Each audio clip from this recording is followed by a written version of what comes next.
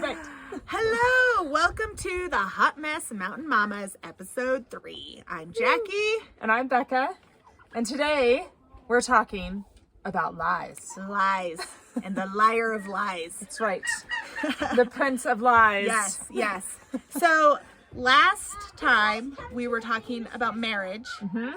And today we're going to continue a little bit talking about marriage, but things that we... Banana. Children. I thought we were going to know. Gosh, no, we're not talking about children. We're talking about marriage and lies that we believed as young wives, and kind of how that affected the dynamics of the relationship. Yep. So, what were some lies that you kind of bought into or believed early on? So I will say this to start out with. When we first got married, the turkey is... There's turkeys over here. Pecking at me. Go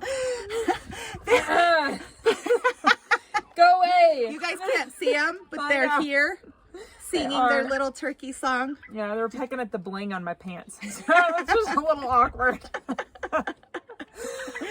So when I first got married, there were not as many turkeys. There was no turkeys. And I really didn't believe a whole lot of lies at that time. We were talking about this a little earlier in terms of, I got married and we didn't have, I got pregnant, but we didn't have kids in the house, as soon as we got married. And so I felt like I kind of had my stuff together, running a good household. And it wasn't until after we started having kids and added more humans to our home that it was you made humans. Yes, we made humans. That I was I was feeling like he's not helping me enough, and he must not care. Yeah. And, why can't he see that I need help with this? Yeah. Why isn't he paying attention? Yeah. And it's like Satan started to just get in there and get into my brain space and feed these lies to me that then I started to believe that it was he said he was going to help around the house with stuff like this. And why hasn't he? Yeah. And we'd even have conversations where I'd be like, hey, can you help with this? And then I always felt like he didn't ever do it enough. Yeah. Which looking back, I'm like, my poor husband, he would put out the effort. Yeah. And then I'd be like, well, that's not enough. Yeah. Why don't you do something? Oh, wait, do more. Yeah, exactly. Yeah. So, which I feel like when that happens, those lies, when you start believing those lies, and then even if your husband gives you what you want, if you've already been believing those lies and those lies are still in your head, yes, you're going to keep believing them, even if your husband has followed through. Yes. Yeah. Those were I could relate to that. And I think it's interesting because you touched on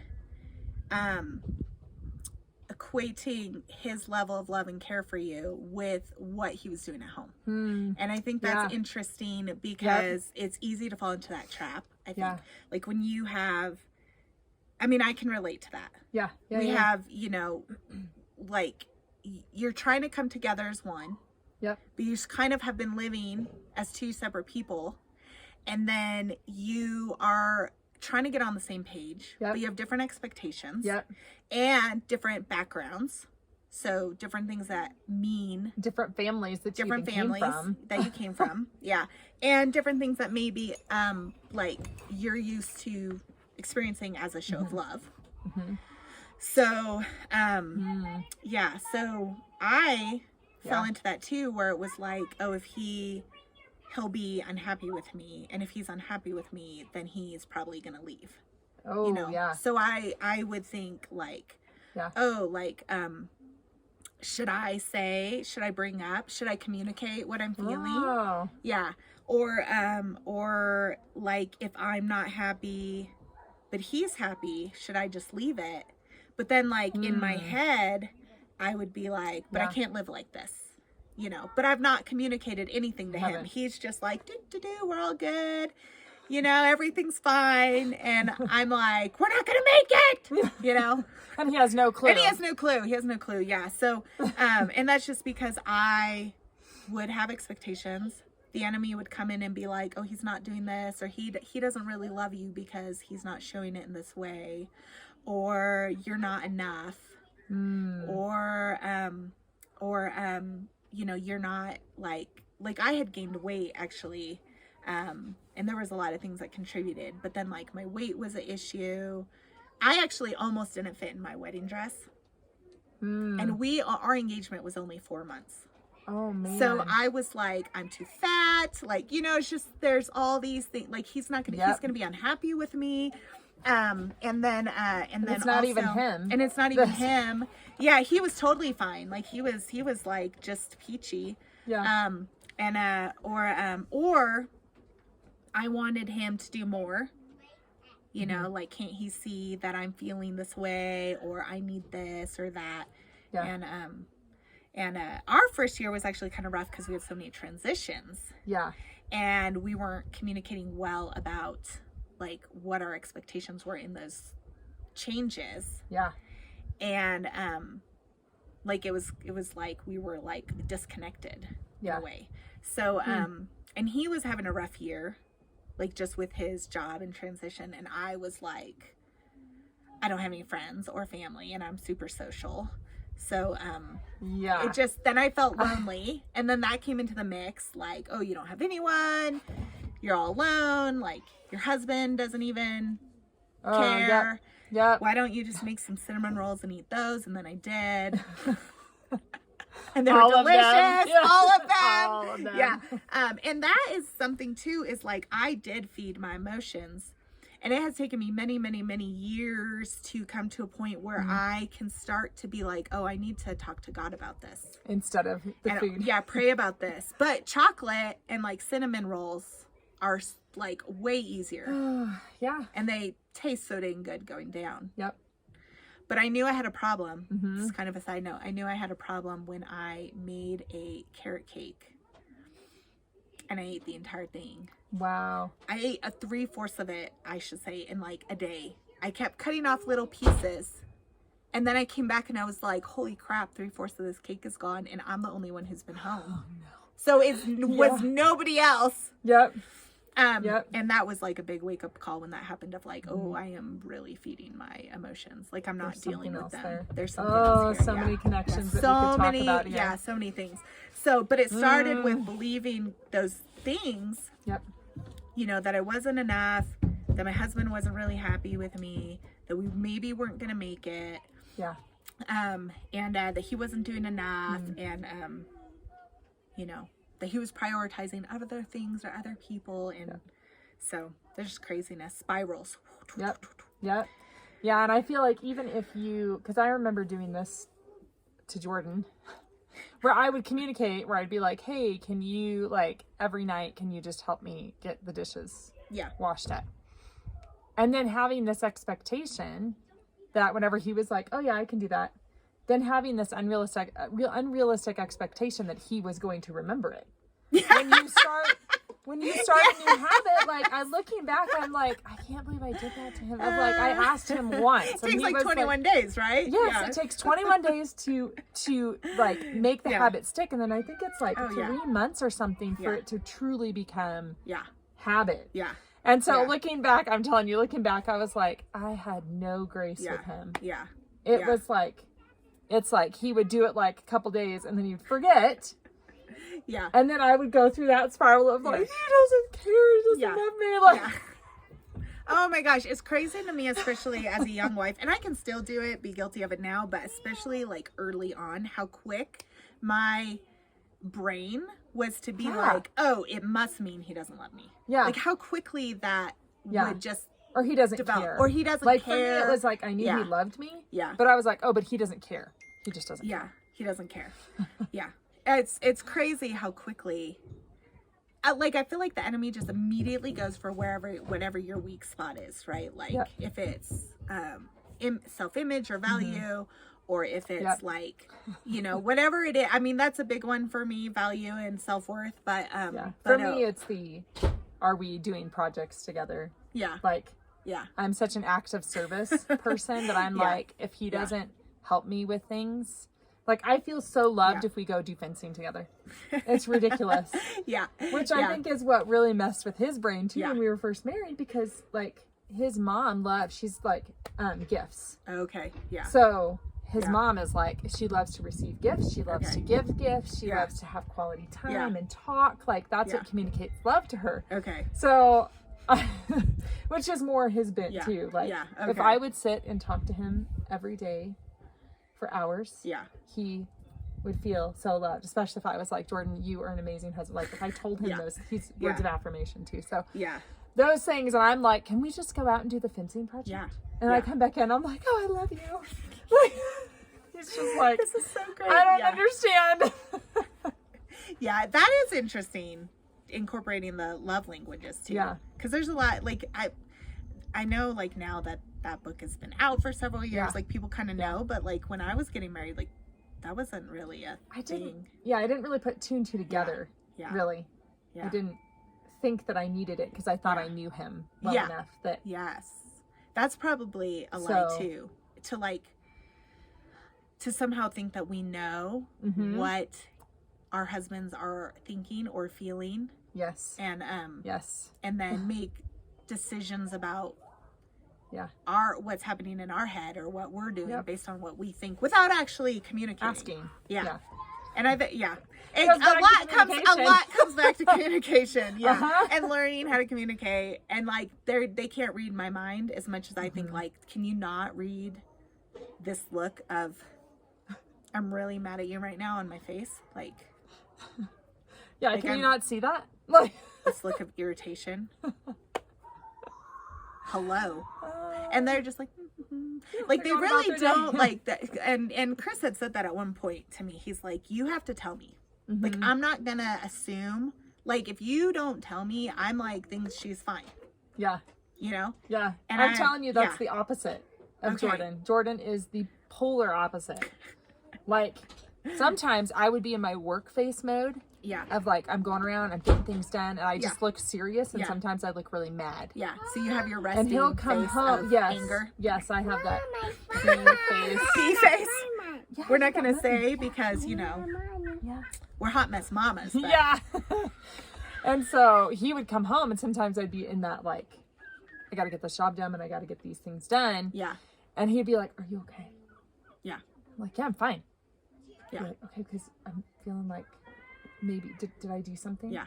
Be like, no, you're fine. Yeah. And then I sound angry because Chris is totally the opposite because I would be like, did you not hear me slam this down? And he's like, she's just making, no, they're not going to eat you. turkeys are not going to eat you. He's like, oh, she's just making noise in the kitchen. Yeah. And I'm like, I'm going to make noise in your head in a minute. And it's when this cup hits your head, it makes contact. Okay. That's what's going to happen here. But really, he didn't know. And I was Yeah. like, how could you not know? Yeah. But he didn't know. And Not right I feel like these turkeys should say like hello because they're just hanging now. out. My word. We'll do a little clip. A We'll do little clip cameo, for a the little cameo of the for you. turkeys. But yeah, it's interesting. It's so interesting. Maybe that's why we're friends because we're like It's the opposite. Yeah, that's probably. I just have to remind Yeah. Jordan sometimes. I'll Yeah. be like, hey, Yeah. Chris is a straight shooter. Remember? Like, Yeah. he doesn't He think does like not you do. be around the bush well. Like he doesn't Yeah. do the whole like, you know, Yeah. like, oh, like he's like, if you don't tell me, then I'm like, we're good. Yeah. You know, and I'm Yep. like, no, Yep. I'm giving you all sorts of innuendos and like hints. And finally I just have to, you know, learn how to say like, Yep. okay, he needs me to say like, not happy right now. Yeah. Okay. Yeah. Okay. And I don't know if it's like willful ignorance, but he just needs to hear like, this is what the problem is. Yeah. But they're fine. my. They're good. It's all good. Just Eventually drink your we'll, coffee. we'll talk about kids and parenting we'll and how talk we about handle that. things. Yeah. Side note, for those who don't know, Mm-hmm. Lake City is known for their feral children. Yes. Yes, so we Yeah. should talk about that. We totally sometime. should. Yeah. It is a way different. You can even ask Jordan's mom. She's like, I don't know what's wrong with all y'all's kids, but You know, just today, Vera came out and butt naked in just her pink cowgirl boots. Why would you And then put was anything else on? feeding Lena hay. That way, I was like, okay, just take my child in and get something on her, maybe. Yeah, yeah. Besides pink I mean, cowgirl but why? boots. There's a kid in town right now that has dreadlocks, and I'm like, oh, why? Yeah. Why did we not just all have kids Because then we with wouldn't dreadlocks? have to take care of their hair. We would not. Their hair are wild rat's nests anyway. Exactly. Every kid in town. Just turn them into dreadlocks. It'll be like a new thing. Yep.